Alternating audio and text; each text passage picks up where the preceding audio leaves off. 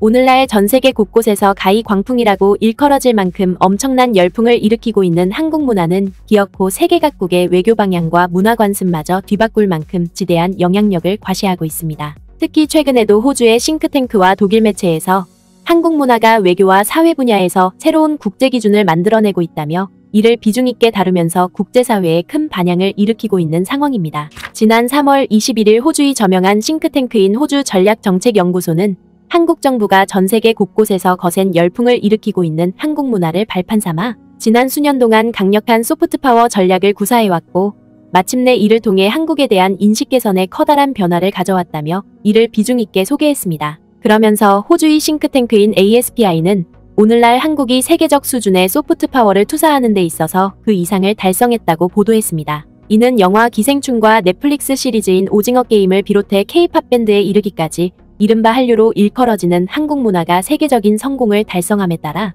한국의 외교정책 도구로도 활용되는 상황이 전개되고 있다는 것입니다. 실제로 이 싱크탱크는 한국의 지난 정부만 하더라도 K-팝 월드 페스티벌과 코리아 위크 같은 오랜 문화외교 프로그램을 유지하는 동시에 여러 외교 무대에서 한국 문화를 활용하는 소프트파워 전략을 구사해왔다고 소개했습니다. 문재인 전 대통령은 2021년에 BTS를 미래세대와 문화를 위한 대통령 특사로 임명함으로써 27인조 보이밴드는 한국 대통령 최초의 민간 특사가 됐다. BTS는 첫 공식 임무에서 문 대통령과 함께 유엔 총회에 참석해 연설과 더불어 퍼미션 투 댄스를 불렀다. 또한 호주의 싱크탱크인 ASPI는 당시 한국 정부가 추진했던 소프트파워 전략에는 비단 K-팝뿐만 아니라 K-뷰티와 K-푸드로 지칭되는 K-콘텐츠를 전 세계 곳곳에 뿌리내리게 함으로써 한국의 외교 위상과 경제 성장을 한 단계 더 끌어올리는 성과를 마련했다고 극찬했습니다. 동남아시아 시장에서 K-뷰티와 한류 상품들을 홍보하는 것은 이 지역에 널리 퍼진 인기 때문에 문재인 정부의 주요 우선 과제였다. 2019년에는 태국 소비자들에게 K-뷰티와 생활용품 등 한국 제품의 품질을 보장하기 위해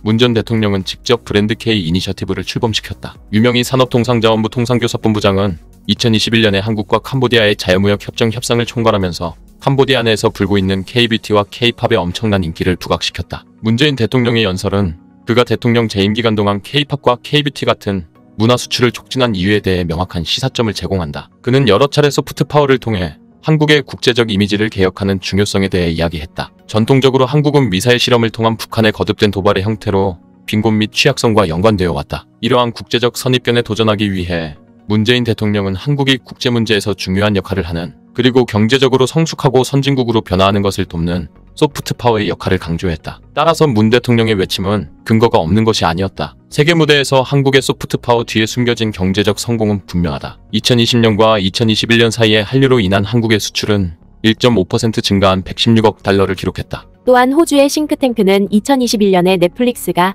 한국 시리즈인 오징어 게임을 통해 세계적으로 엄청난 인기를 얻게 됨에 따라 한국 콘텐츠에 무려 5억 달러 이상을 투자하는 광경을 연출했다고 감탄했습니다. 그리고 호주의 싱크탱크인 ASPI는 한국 정부가 구사해온 소프트파워 전략은 마침내 한국에 대한 국제적 이미지를 변화시키는 것에도 큰 역할을 했다고 소개했습니다. 바로 2021년 무렵에 한국국제문화교류재단이 해외 한류 소비자 8,500명을 대상으로 실시한 설문조사에서 3분의 2 가까이가 한류를 통해 한국에 대한 인식이 긍정적으로 변화하는 경험을 했다는 것입니다. 하지만 ASPI는 지난 정부가 쌓아올린 이 같은 금자탑을 현재 정부가 한순간에 무너뜨리지는 않을까 한국 국민들과 국제사회가 노심초사하고 있다고 밝혔습니다. 이미 윤 대통령은 소프트 파워와 선전 사이의 경계를 모호하게 하는 것처럼 보여 비난을 받았다. 예를 들어 작년에 그는 BTS가 그의 취임식에서 공연할 것이라고 암시했고 이로 인해 국제적인 반발에 직면해야 했다. 한 온라인 게시물에서는 BTS를 정치적으로 이용하지 말라며 지지율을 올리기 위해 존재하는 것이 아니라고 말했다. 그러면서 이 싱크탱크는 현재 한국 정부가 과거 정부가 이룩했던 성과를 오롯이 지켜나가기 위해서는 다음과 같은 노력이 필요하다고 조언했습니다. 한국의 외교정책 입안자들은 한국의 소프트 파워를 양방향 문화교류를 촉진하기 위한 의미 있는 메커니즘으로 사용하는 데 초점을 맞추어야 한다. 실제로 이 싱크탱크는 지난해 5월에 BTS가 한국 아티스트로는 사상 처음으로 미국 백악관을 방문해 바이든 미국 대통령과 함께 미국 내에서 벌어지고 있는 아시아인들에 대한 무차별적인 범죄를 비판했던 사례가 있었던 만큼 현재의 한국 정부 또한 이 같은 사례를 잘 되새겨야 한다고 조언했습니다. 이를 정확하게 표현하자면 한국의 소프트 파워를 정권을 위한 홍보수단이 아닌 한국의 국제적 위상을 드높이는 도구로 활용해야 한다는 것입니다. 그리고 또 다른 한편에서는 한국 문화의 우수성을 극찬한 호주 싱크탱크의 분석이 전혀 허언이 아니라는 것을 대변하듯이 최근 독일에서도 K-팝에 열광한 독일의 수많은 젊은이들이 대규모 한류 행사를 개최하면서 유럽 각국으로부터 큰 반향을 불러일으키고 있는 상황입니다. 이와 관련해 지난 3월 21일 독일 현지 매체인 프랑크푸르터 노이의 프레세는 K-팝이 독일의 최대 경제도시이자 독일의 문화 중심지인 프랑크푸르트를 점령하다시피 할 정도로 큰 열풍을 일으키면서 이곳이 마치 한국인지 착각이 들 정도라고 감탄했습니다. 먼저 이 매체는 젊고 다채로울 뿐만 아니라 국제적인 입지를 다지고 있는 K-팝이 프랑크푸르트에서도 많은 인기를 누리고 있다고 보도했습니다. 지난 수년 동안 한국의 팝 음악인 K-팝은 젊은 사람들이 가장 좋아하는 장르 중 하나였다. BTS나 블랙핑크 같은 밴드는 높은 순위에 올랐고 늘 매진되었다. 그러면서 이 매체는 실제로 지난 주말에도 프랑크푸르트에서는 K-팝 팬들이 자신들의 춤 실력을 뽐내기 위해 성대한 축제를 열었다고 보도했습니다. 바로 독일의 한류 팬들이 주도한 K-팝 랜덤 플레이 댄스라는 이름의 축제가 지난 주말 내내 프랑크푸르트 거리를 가득 메웠다는 것입니다. 무엇보다 독일 매체는 프랑크푸르트에서 이처럼 대규모 K-팝 축제가 열리게 된 것은 2년 전에 있었던 특별한 행사가 큰 계기가 됐기 때문이라고 보도했습니다. 이는 이 행사가 시작된 2018년까지만 하더라도 30명의 남짓한 일부의 한류 팬들이 자신들의 춤 실력을 겨루기 위해 프랑크푸르트에서 소규모 행사를 가져왔다가 그로부터 3년 후인 2021년에 K-팝 가수들이 프랑크푸르트에 총출동해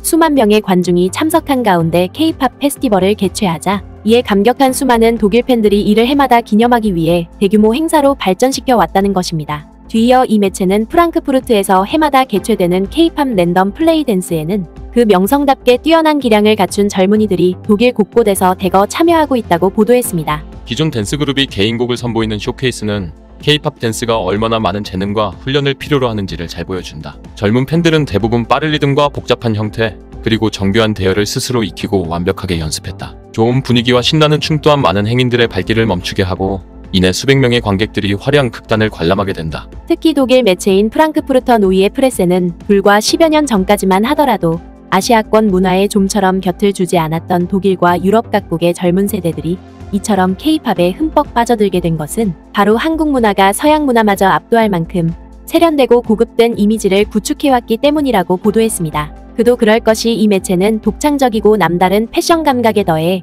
늘 새로운 춤 동작을 선보이고 있는 K-팝은 오늘날 유럽 각국의 젊은이들에게 선망의 대상으로 인식되고 있다고 보도했습니다. 특히 이 매체는 독일의 최대 경제도시이자 유럽 경제의 핵심 축인 프랑크푸르트에서 이처럼 독일의 젊은 층 주도로 해마다 K-팝 축제가 대규모로 개최되는 사실만 놓고 보더라도 이 같은 상황을 잘 대변해준다고 보도했습니다. 독일의 젊은이들은 프랑크푸르트 안마인에서 3시간 동안 춤을 춘다. 쇼케이스 부문에도 K-팝 곡을 랜덤으로 틀어 해당 안무를 아는 사람이라면 누구나 무대에 올라 춤을 추는 랜덤 플레이 댄스도 인기다. 그러면서 독일 매체는 자국의 젊은이들이 사상 초유로 K-팝 행사를 자발적으로 개최하는 광경을 연출할 만큼 오늘날 한국 문화가 독일 사회에 엄청난 영향력을 미치고 있다며 아낌없이 극찬했습니다. 결국 독일 매체의 이러한 감탄은 온갖 편견에도 아랑곳하지 않고 우리의 자랑스러운 문화를 전 세계 곳곳에 전파시켜왔던 한국 국민들의 뛰어난 저력이 많은 이들로부터 큰 감동을 선사해주고 있음을 여실히 입증해주고 있습니다.